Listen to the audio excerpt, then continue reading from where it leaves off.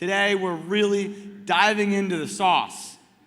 And this conversation is all about data products. So as we know in the traditional stock market, these days, so much of the actual buy-side demand comes from ETFs, comes from passively managed vehicles on behalf of retail. And so part of the interesting conversation in the tokenized asset industry is, are individuals, whether they're retails or high net worth, are they actually going to want to pick individual real estate properties or individual private equities or individual debt products or private credit things, strategies? Are they actually going to want to do that? Or are there other opportunities, other solutions to aggregate that demand and direct it into a lot of these products, which also, I think, brings down the cost of managing those assets on behalf of compliance teams and cap table managers, things like that. So, fortunately, Jason Barraza, COO of STM.co, is going to be moderating and leading a discussion with S&P, with Cameron Drinkwater, as well as Ambre, who is from Kaiko, and we're going to have a good discussion around ETFs, indices, and how that market plays into the real-world asset industries. Without further ado, I'd like to invite my moderator and panelists onto the stage so that we can dive right into it. All right. Welcome back to another session here. The role of ETFs, indices, and crypto for RWAs. I'm very excited for this topic because I think it's something that's been evolving in the market here. But before we dive into all of it, why don't you give us some quick intros, backgrounds, just so everyone's aware, we can go into the topic. Sure. Hey, everyone. I'm Cameron Drinkwater. I lead product globally for S&P Dow Jones Indices, based in New York. Hey, I'm Ambre Soubiran, and I'm the CEO of a company called Kaiko, and we do market data, analytics, and indices in the cryptocurrency industry. Fantastic. Thank you both. So let's set the stage here. What do you think the current state of the market is when it relates to ETFs, indices, crypto, as it relates to real-world assets? I know that's the title of the panel, but I do want to, like I said, set the stage. What's the current state? Happy to cover the crypto part first. So obviously, crypto ETPs in Europe have been out there for quite a long time. I think since 2014 was the first crypto ETP in Sweden. And we've seen a flurry of investment products in Europe, but with little AUM, and that significantly changed last year once we've had the first US crypto ETFs that had obviously raised much more volume. And I think until now, we've seen mostly mono-asset crypto ETFs, and we're starting to see now new mono-asset ETFs, as well as potentially more innovative strategies, basket indices, and also multi-assets, crypto and something else. Yeah, I do want to dive into multi-asset a little later, but Cameron, what are you seeing? Yeah, I think the utility of those crypto ETFs are really important. So I think a lot of people have focused on the access, so traditional investors not needing a crypto wallet, just being able to buy a ticker on a traditional exchange. But from our standpoint, they provide a portfolio construction tool that didn't exist before. So we can get in that, but that really opens the door for portfolio strategies that include crypto natively much more seamlessly. And on the tokenization of ETFs front, I think that is a really significant move that we're seeing this year that is kind of underappreciated from purists, because I think they look at them and they're like, well, the back end's still traditional create, redeem. But the analogy I've used internally is IKEA. So IKEA didn't invent a dresser, but they revolutionized flat box shipping of dressers, which brought sophisticated Scandinavian design to the masses. And what ETFs have never really solved, they've solved a lot of problems, but they've never solved the access one. And tokenization of ETFs really does fundamentally change the game in access and fractionalization, and that unlocks huge potential that traditional exchanges, traditional ETFs are not going to get to anytime soon.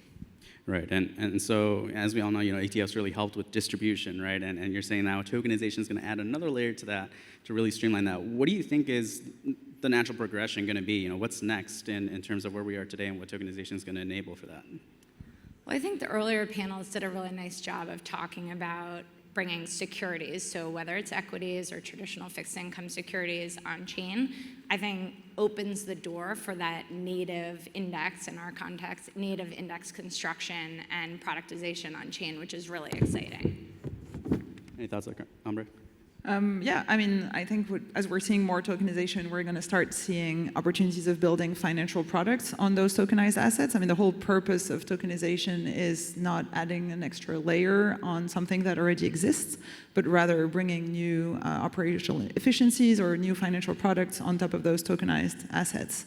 One of them could be clearly building ETF strategies natively on-chain. And that's something we should dive into. You mentioned earlier multi-asset. And something that we've seen, of course, we all know the spot, crypto ETFs, but I think multi-asset is something that's also going to be of interest. How do you see merging the two, right? Because we're essentially saying here is you have traditional securities in the ETFs here, and then we have cryptos. How do you merge the two with some of those technologies, and what do you think some of those strategies might look like? So just maybe there's two different things. There's the tokenizing existing ETFs, right, and bringing that on chain and bringing, I guess, more distribution and accessing a different market with the tokenization of existing ETFs. And then there is building ETF-like products natively on chain on securities that have been tokenized on chain. And I think it's two different things. So the first part is to what Cameron just said about creating new distribution, I think, of existing ETFs by tokenizing them and probably bringing on the nice features of blockchain and settlement and transferability of existing ETFs.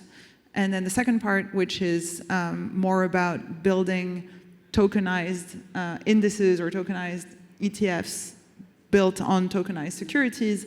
And here you could actually bring the entire value chain of the index workflows directly on-chain and benefit from all of the operational efficiencies of doing things on-chain, which I think is an exciting opportunity for the industry.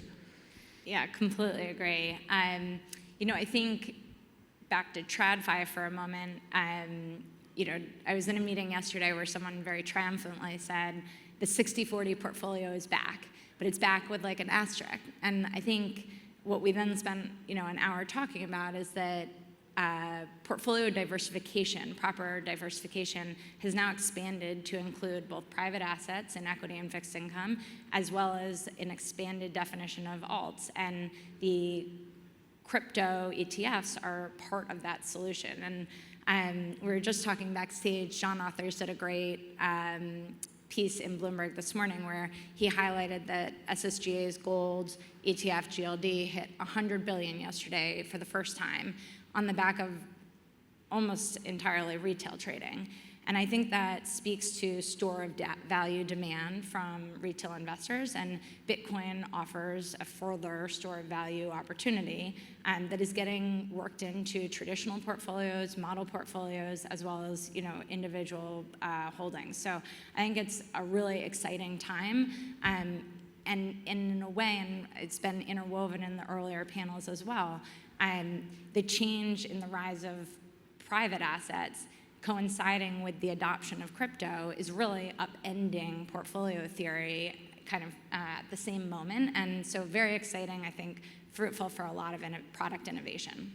Makes sense. You get really creative with the strategies there, right? There's new risk that comes along with it too, but also a lot of upside. So it just depends on how you want to construct it. But I think that in the US, there's obviously going to take some time to get a little bit more creative in adoption, and sometimes it comes down to just regulation. But what are you seeing in other areas of the world, and what do you think that signals for what could happen here in America in terms of again this topic here? Actually, just one thing on innovative strategies in Europe. We have a couple of ETPs listed on the back of an index we created, which is a volatility-controlled Bitcoin and gold index, which I think, to what you said on the retail interest for gold investment products, is an interesting narrative that you're bridging a little bit the Bitcoin digital gold narrative with the gold commodity narrative, packaging that into an investable ETP. And that is obviously rebalanced on a quarterly basis, and there's quite some AUM on the back of that, which I think is an interesting trend that we're starting to see demand for those kind of cross-assets ETPs merging crypto and commodities. Fantastic. Fantastic, awesome. So let's dive into a little bit of that, right? We have the fact that you can do this. Now, what's it going to take from an infrastructure standpoint? Ambre, you have on-chain data that powers, I think, a lot of this, right?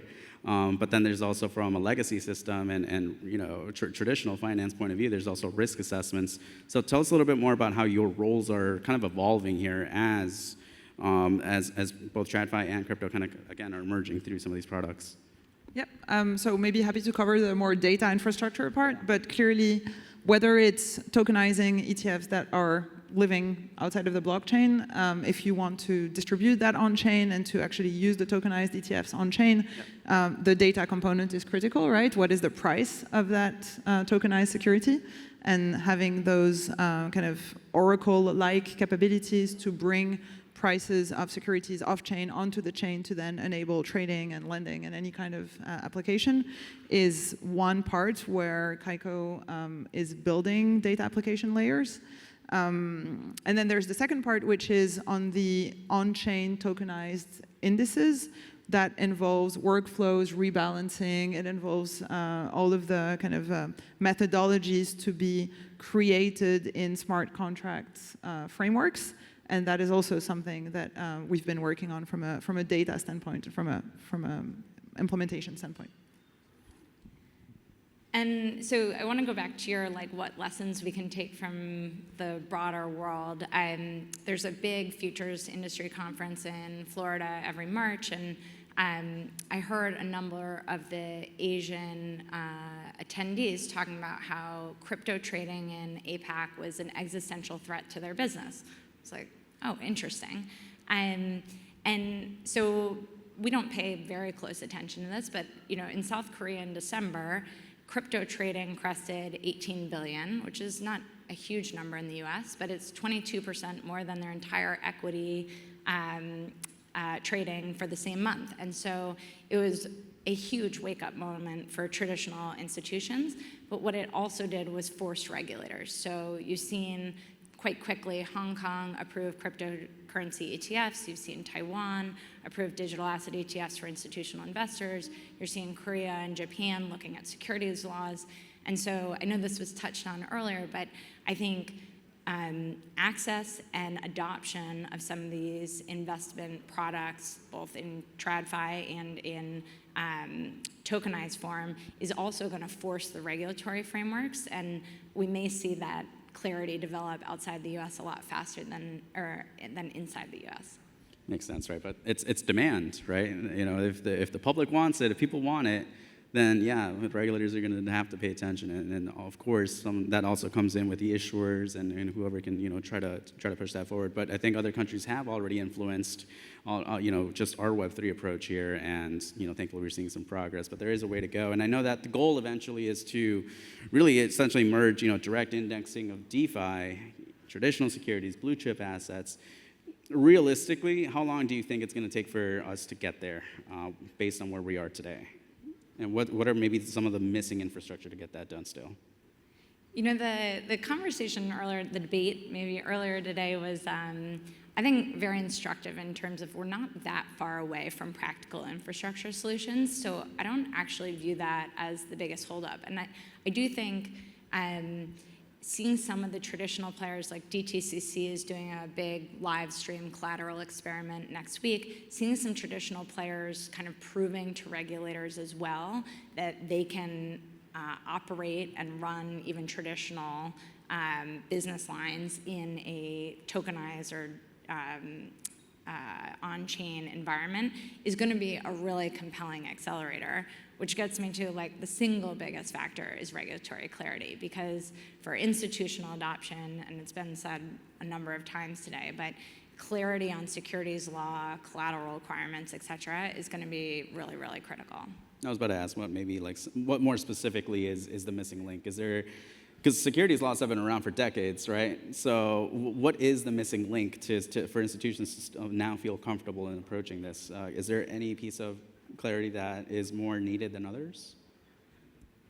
Whether it's just maybe one word on that. So yes, securities law has been around forever, but there's new types of risks as well involved on bringing all of that on-chain DLT technology, including just counterparty risk, smart contract risk. Like I don't think we can just directly one-on-one transpose the securities law onto, let's just assume that this is the same instrument and that has the same risks for participants. And so I agree, like now we have actually many different types of blockchains that enable securitization, like the whole tokenization, and the technology is not really the bottleneck here, and it's more about understanding the new types of risks that are created. The fact that when you tokenize something, you still need to prove that actually the issuer of the tokenized form actually has custody over the asset. Like there's a bunch of things that have to do with, one, aligning everybody around the table, second, having standards, and that includes a lot of data standards on price, NAV calculation. Like there's still so much that needs to be done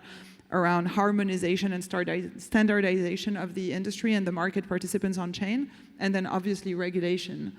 So for me, it's more a like political regulation, standardization problem than a technology problem. Okay.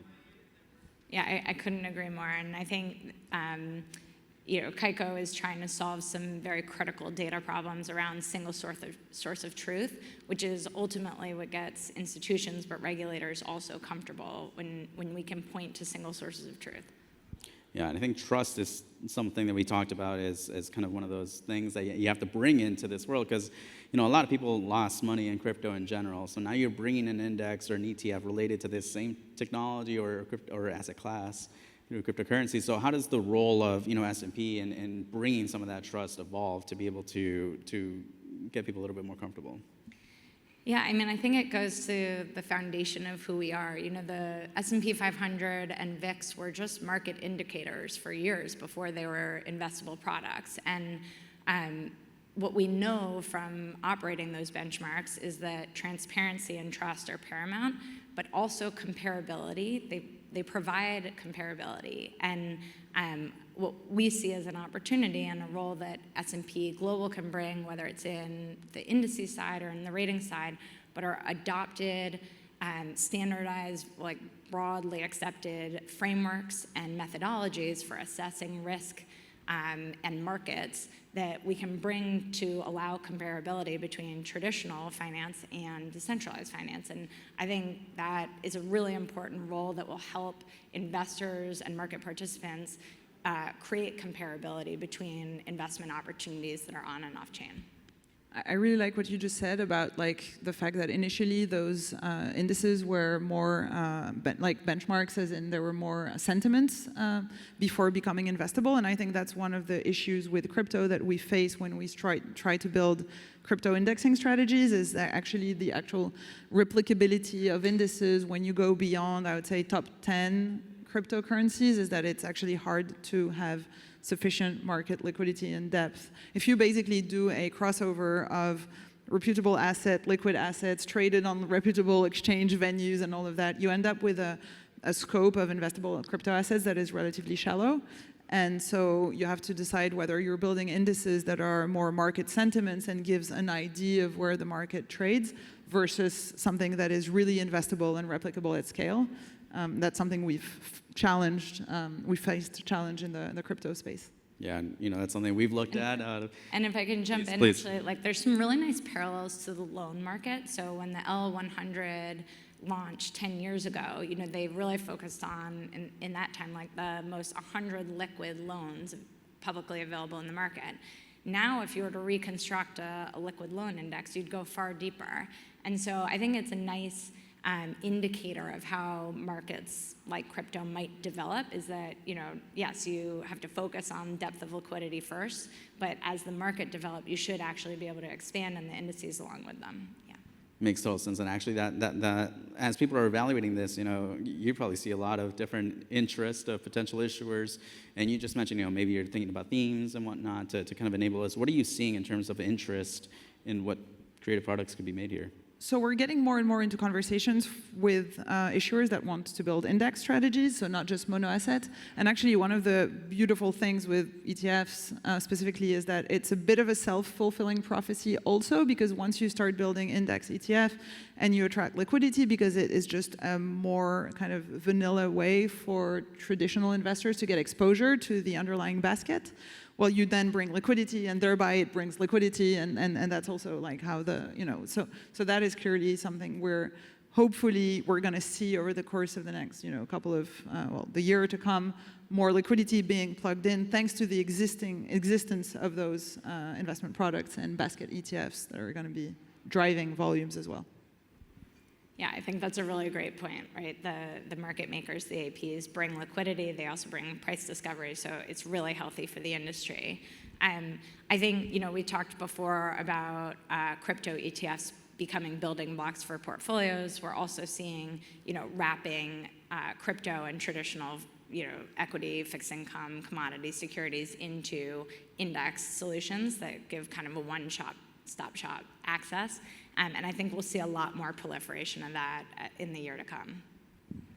Very nice, very nice. So, I kind of want to start looking into maybe like forward-looking things here, right? I know that we've kind of discovered, okay, we have all these different interests and whatnot, indices and ETFs that can be constructed and a lot of different issuers. But if we're here a year from now, where do you think we'll be compared to where we are today?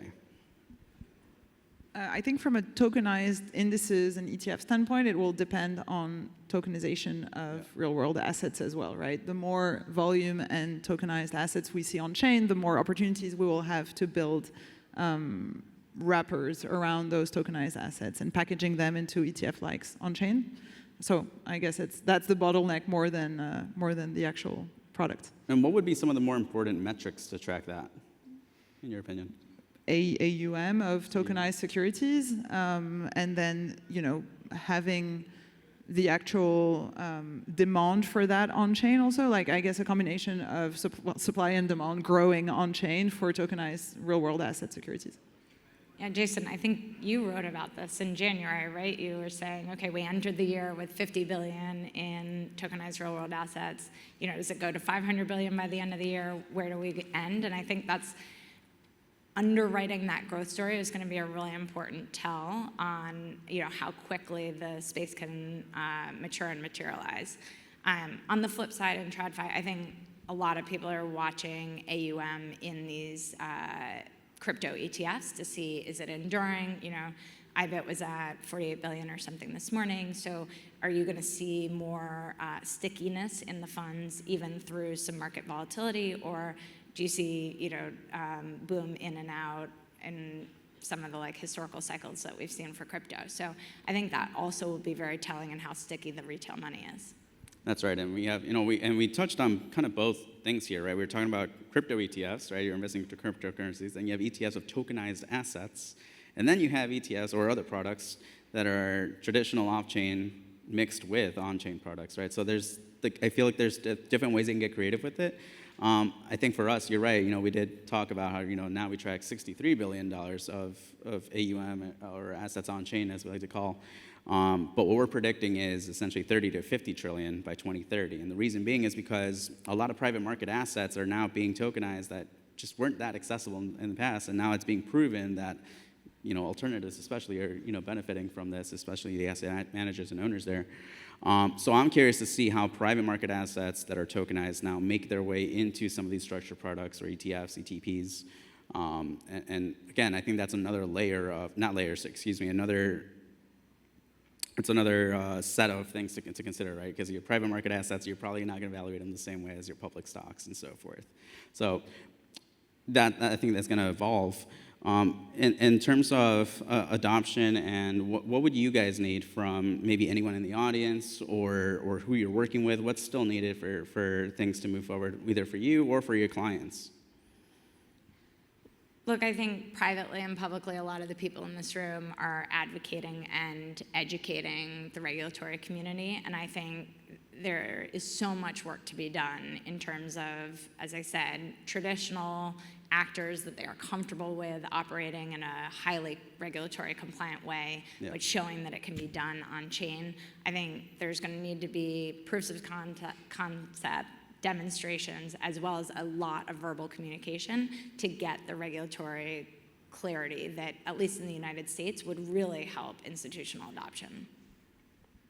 And just maybe to bring on just the data angle, I really think that the data infrastructure angle is going to be critical to empower any kind of financial applications on chain, including what we just mentioned. Yep. And so having the proper standardized approaches to providing data, doing the whole kind of index calculation, rebalancing methodology, all of that is actually data-based workflows that really needs to be worked on and kind of agreed upon within the industry. Phenomenal. Thank you very much. Well, thank you, everyone. Please give a round of applause for Ambre and Cameron. Thank you for both coming on. Thanks. Thank you.